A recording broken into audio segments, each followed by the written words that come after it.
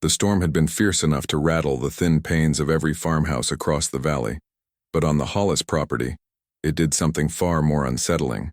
It struck the old barn with a violent shudder that snapped a support beam clean in half. At dawn, when the clouds thinned into streaks of silver and rust, the neighbors gathered at a cautious distance. For years they had skirted the place, muttering that the structure carried a memory of its own, a memory steeped in fear. Yet now, with the broken beam hanging like a fractured limb, they could no longer pretend that the barn was merely wood and nail. Something had given way beneath its ribs. The building stood at the edge of a narrow clearing, its walls warped from sun and rain, its rafters blackened by old smoke. The earth around it was beaten down but oddly untouched by the usual signs of livestock. No hoofprints, no stains, no lingering warmth of life. It was a relic, and relics in 1868 Arkansas had begun to acquire a kind of haunted relevance. The war had emptied homes, altered families, and left behind structures that absorbed more sorrow than anyone wished to face. The Hollis barn was one of them. Caleb Rudd, a neighboring farmer with a heavy jaw and a reputation for seeing danger in simple shadows, stepped forward. He hated being close to this place, but he hated ignorance more. He stooped under the drooping roofline, his boots sinking into straw that smelled of rain and something metallic beneath it, something older, as if rust had seeped into the air. The broken beam had fallen against the northern wall, revealing a tear in the floorboards just wide enough to catch a glint of darkness. Caleb knelt. The sliver of shadow below looked too straight, too deliberate. A cutout space. A boundary between the known barn and something sealed away. By noon, word had spread to every home along the ridge. Reconstruction had made folks curious, suspicious, and restless. Secrets, once buried under a plantation owner's authority, now seemed ready to claw their way back into daylight. The Hollis family had been affluent before the war. Slaveholders, landholders, and rumor holders. Their decline had been quick, sudden, whispered, and with it came stories about the barn. Stories about sounds at night, about wagons arriving with no passengers visible, about Elias Hollis himself vanishing without so much as a farewell letter. Elias. His name floated like a phantom among the faces gathered outside the barn. Some remembered him as stern but fair, others as cruel and unpredictable. The war had turned men into myths too quickly. Those who survived were either legends or ghosts. As a few men pried away the split boards, the opening widened into a jagged mouth. Dust rose in a slow spiral, carrying the scent of damp soil and something else, something sour. A chamber lay beneath, shallow enough to be missed by anyone not looking carefully, yet unmistakably built by human hands. The walls were crude, but aligned with purpose, as if meant to hold not grain or tools, but silence itself. Inside, the dirt was packed tight. Caleb lowered a lantern into the void, its flame trembling as though aware of a presence. What it illuminated sent murmurs rippling through the onlookers. A chain bolted into the earthen wall, its metal oxidized into a deep brown. A wooden box partially rotted, with initials scraped off so violently that splinters curled outward, and scraps of cloth scattered like remnants of a hurried struggle. No one spoke. They didn't need to. Every person there understood the weight of such objects in the South's first uneasy years after emancipation. No matter what tale the Hollis family might have once told, the chamber beneath the barn whispered a different truth. Caleb swallowed hard. Someone lived down here, he muttered, though the words felt too fragile for the air. Or someone had died here. A dry wind rustled through the barn's slanted boards, stirring dust into drifting shadows. The lantern flickered once, as if nudged by an unseen breath. The crowd stepped back, nearly in unison, each feeling a prickle at the base of the neck. Because the chamber did not merely look discovered. It looked disturbed, recently. And as Caleb's eyes adjusted, he noticed something faint, almost imperceptible, at the edge of the earthen floor. A footprint in the soft dirt, smaller than his own, fresh enough to hold shape. He wasn't sure if anyone else had seen it. He wasn't sure he wanted them to. But he felt, unmistakably, that whoever had made it had not gone far. The chamber beneath the barn lingered in the minds of the neighbors long after they scattered back to their homes. In the uneasy quiet of Reconstruction-era Arkansas, secrets felt heavier than before, less like tales and more like debts. By the second morning, curiosity overcame hesitation, and a small group returned to the Hollis property to examine what lay under the broken beam. They arrived pale, tight-lipped, as if expecting the ground itself to shift beneath them. Caleb Rudd knelt again at the jagged opening. The footprint he had seen the day before still pressed into the soft dirt, unblurred by wind or stray creatures. In a land where nature reclaimed everything quickly, the untouched mark suggested intention. Someone wanted to come back, or someone never meant to leave. A few others joined him. Jeremiah Booth, a freedman who had worked for the Hollis estate before the war. Widow Agnes, whose late husband traded horses with Elias Hollis. And two nervous young men who held no memory of the plantation era but carried its shadows in their bloodlines. They brought tools, lanterns, blankets, an odd mixture of preparation and fear.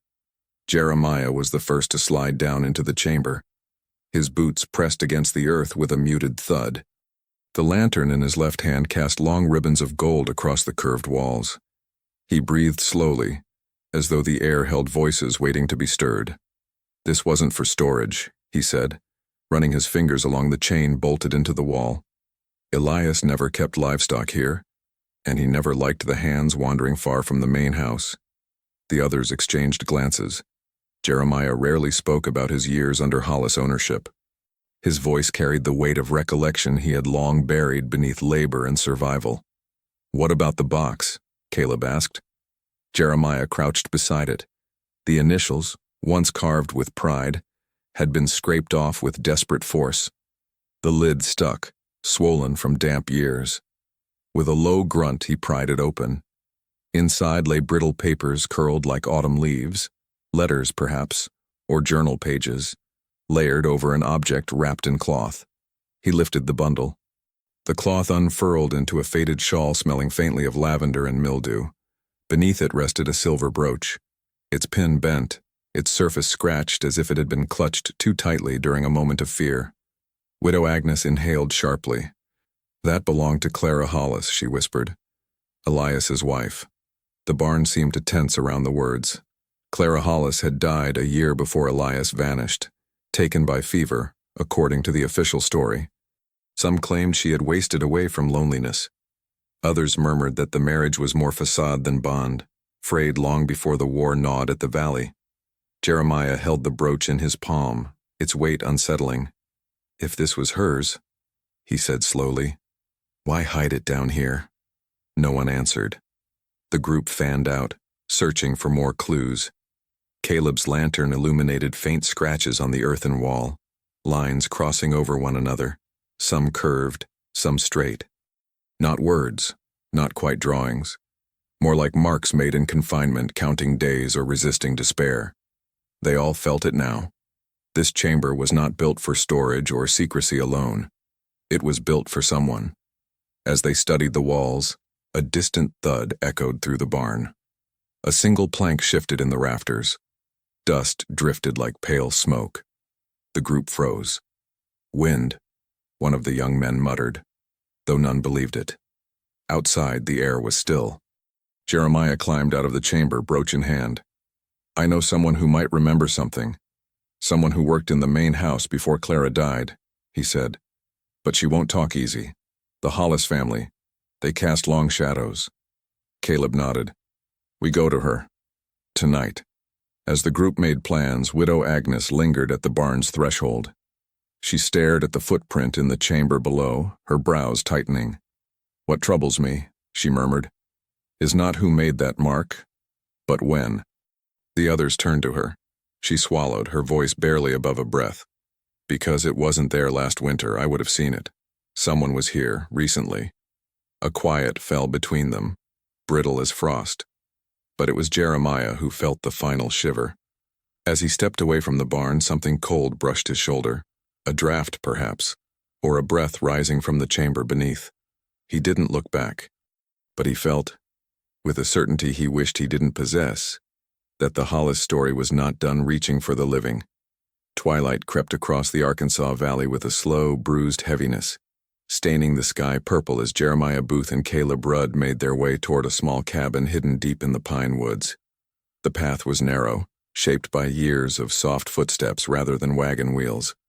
Few visited this place anymore, and fewer still would admit to knowing the woman who lived there.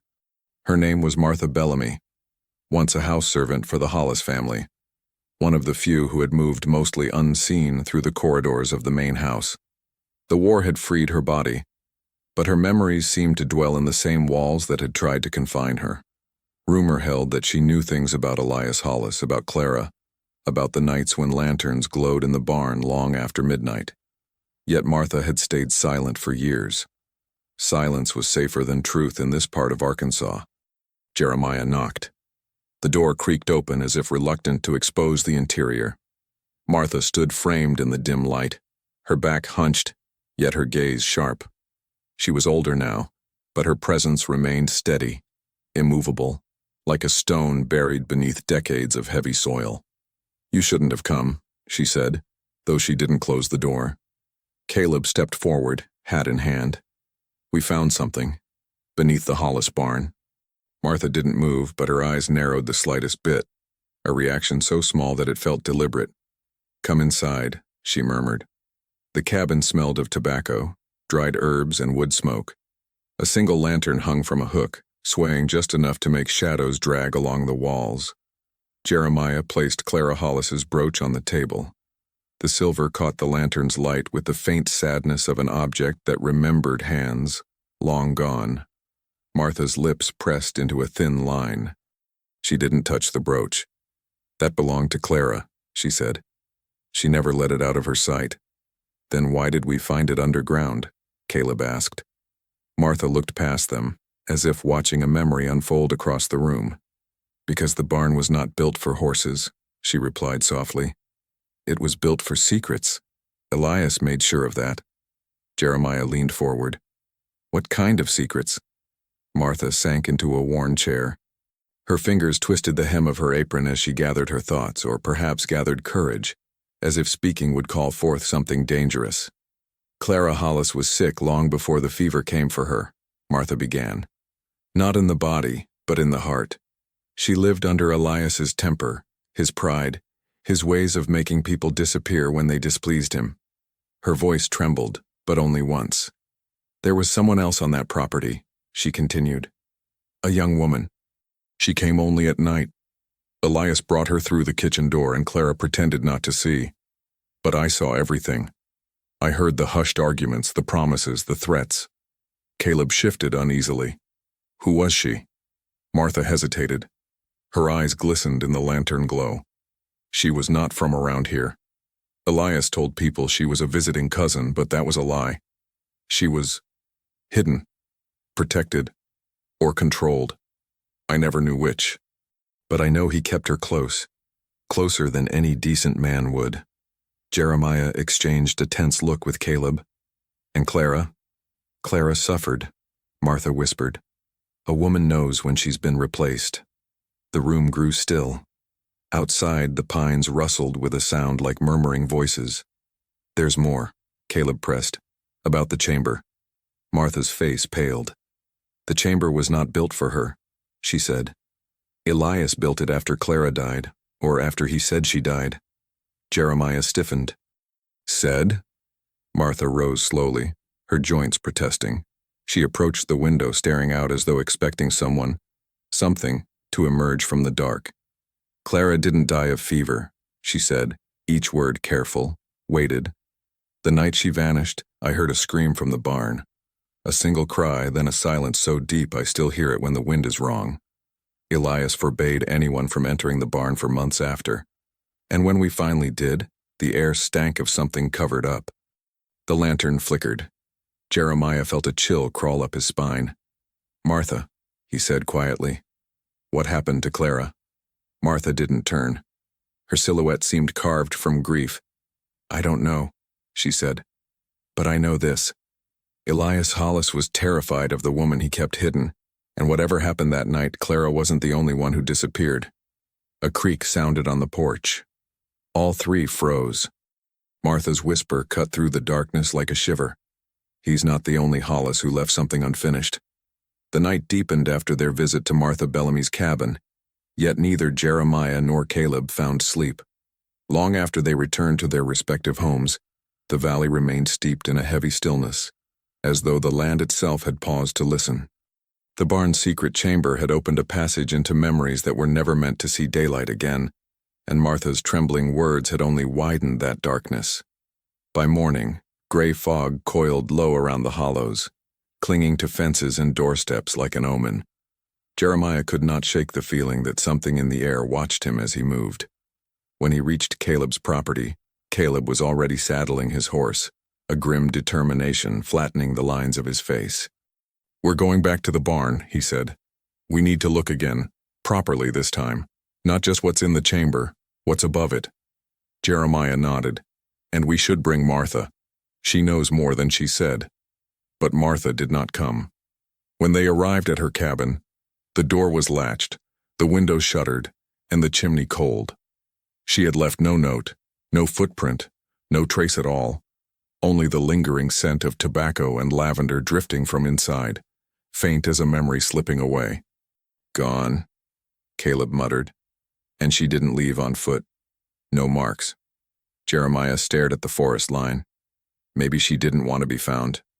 But they both suspected otherwise. When they finally reached the Hollis barn, the early light fell through its warped boards in thin, trembling lines. It was quiet, unnervingly so. Even the birds avoided the roof. Inside, dust hovered like suspended breath. They approached the broken beam and the opening beneath. Jeremiah lowered himself again, lantern in hand. Caleb followed. The chamber looked unchanged, but the air felt sharper, as if freshly disturbed. Jeremiah scanned the dirt. The small footprint remained, crisp and recent, but now beside it a second mark had appeared. Longer, heavier, as though someone had stood there watching. Caleb's jaw tensed. That wasn't here yesterday. Above them, a board in the rafters popped with a dry snap. Jeremiah steadied the lantern, its flame stretching toward the far end of the chamber. There, half buried in the packed soil, something caught a faint glint. Metal, curved, intentional. He knelt. His fingers brushed against the cold edge of a rusted latch. "It's a lid," he said. "There's something else buried here." Together they cleared the topsoil, revealing a narrow trapdoor reinforced with iron strips. Older than the chamber itself. Much older than the war. The wood had darkened with time, but the hinges were remarkably intact. Caleb swallowed. Elias built a chamber above another chamber? Jeremiah lifted the lantern. Shadows slid through the cracks like restless hands. "We need to open it." When they pried the hatch loose, hinges groaning like something awakening after decades, a gust of stale, frigid air rushed upward. It smelled of stone, damp, isolation. The lantern light revealed a cramped tunnel descending into deeper earth, too smooth and deliberate to be accidental. Jeremiah whispered, "Someone lived down there." Caleb countered, "Or someone was kept there." They climbed down, lantern flickering on the narrow steps carved into clay. Below, the tunnel widened into a small room reinforced with wooden beams. Inside lay a crude cot, its straw mattress flattened, a wash basin, a cracked mirror, and on a low table beside the cot, papers folded neatly untouched by rats or mold. Jeremiah picked one up carefully. His eyes scanned the faded ink. "It's Clara's handwriting." Caleb drew closer. "What does it say?" Jeremiah cleared his throat, reading aloud. "He promised she would leave. He promised she would forget. But she stays. She watches me. I hear her humming beneath the floor. She says the house is hers too. Elias tells me not to fear her, but he is the one who trembles when she enters. I think he built the room for himself, not for me. He fears being alone with her in the dark." Caleb closed his eyes, a tight exhale escaping between his teeth. There was another woman. Martha said so. And Clara feared her, Jeremiah murmured. He unfolded another page. The ink had blurred, but the final line remained clear. "If he doesn't choose between us, the barn will." A sudden chill swept the room, extinguishing the lantern for half a breath before it flared weakly back to life. Jeremiah stiffened. The cot, its straw moments ago undisturbed, now showed the faint impression of someone having just risen from it. Caleb whispered, "Jeremiah, we're not alone down here." The air inside the lower chamber thickened as if the earth itself were holding its breath. Jeremiah and Caleb froze, eyes fixed on the shallow indentation on the cot, an unmistakable impression, too defined to be old, too warm to be imagined. The lantern flame fluttered violently, casting fractured shadows across the clay walls. Somewhere in the distance, through the packed soil, a low vibration rippled like the hum of a voice pressed against the ground. Caleb swallowed hard. "We should leave." But Jeremiah shook his head. "Not yet. Clara wrote these pages for someone to find. And whoever was kept here, whoever she feared or loved or hated, is still part of this." He lifted another sheet from the table. Its edges were crisp, sharply creased, too sharp, as if it had been folded only recently. The ink was darker than the others. "She comes at night. She says the barn remembers what Elias made her do. She weeps when I try to speak to her. I think she wants forgiveness, or revenge. Elias has begun sleeping in the house with a pistol. He says the humming is only the wind, but the wind does not speak my name." Caleb's chest tightened. "Jeremiah. Who wrote that? Clara? Or someone else?" Before Jeremiah could answer, a soft thud echoed above them, measured, deliberate. Footsteps, not hurried, not uncertain, as if whoever walked the barn floor knew precisely where they were. Caleb reached instinctively for the rusted pry bar he had used to open the hatch. Jeremiah lowered the lantern, letting the light spill toward the narrow staircase they had descended. A shadow moved at the top. Not a figure, just the edge of one. A sliver, a suggestion of presence. "Who's there?" Jeremiah called out. Silence. Then, faintly, the humming. A woman's humming. Not soothing, not unhinged. Something in between, a melody shaped by longing and fury, threaded with years of waiting. Caleb whispered, "That's the same sound Martha described." Jeremiah took a slow step forward. "Clara?" The humming stopped. Then the footsteps retreated, soft but unmistakable, drifting toward the far end of the barn. Jeremiah and Caleb scrambled up the staircase, emerging into the dusty half-light. Their breaths came in sharp bursts, but the barn was empty. No footprints, no shifting boards, only the broken beam, the scent of old straw, and the lingering chill of someone who had just been there. Caleb stared at the open doorway. "She left." Jeremiah shook his head. "She was never trying to hide. She wanted us to follow." They stepped outside.